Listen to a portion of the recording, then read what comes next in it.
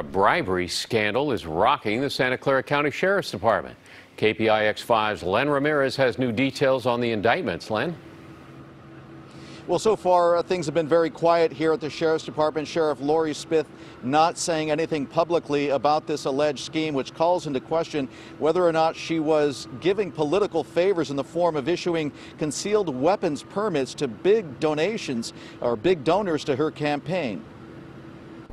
CCW licenses should not be given in exchange for campaign donations. District Attorney Jeff Rosen says the alleged pay-to-play scheme came to light during Sheriff Lori Smith's hard-fought 2018 re-election campaign. It was an unusually large donation from a worldwide executive protection agency called AS Solution, and the reward was a slew of hard-to-get concealed weapons permits that only the sheriff can issue. Weeks after the scheme was hatched, the conspirators settled on a $90,000 donation in exchange for 10 to 12 carrying concealed weapons permits, known as CCW licenses. Rosen said Sheriff's Captain James Jensen conspired with attorneys and treasurers of an independent campaign expenditure committee known as Public Safety Alliance, which supported Smith's re-election.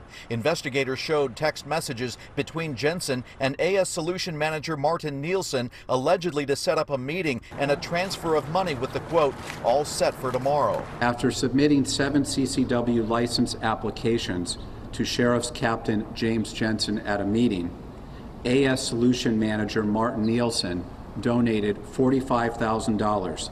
Captain Jensen, Nielsen, and 2 attorneys tied to the scheme were indicted on multiple counts of conspiracy and bribery charges. The Sheriff's Department said Jensen has been placed on administrative leave.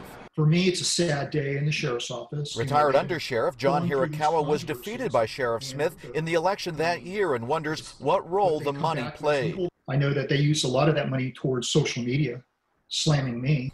Hirakawa said Jensen's quick rise to captain after Smith's re-election raised eyebrows at the time. He says it's time for Sheriff Smith to speak out if she knows anything about the scheme. I think as an elected official, she needs to come forward and tell the public and her constituents what's going on. And if she feels that she can't talk freely and transparently, I think she needs to step down. So, Len, indictments are issued, but what happens next? Well, the district attorney said today several times that this investigation is not over. He has top people in his department working on this right now, and you have to wonder if this case ends at Captain Jensen. In fact, Jensen's attorney issued a statement today saying that James is devastated by this development, and the attorney said that he believes that all of the people who got weapons permits did so legally. We also heard back from AS Solution. They said that they are aware of this investigation and are cooperating fully with the district attorney.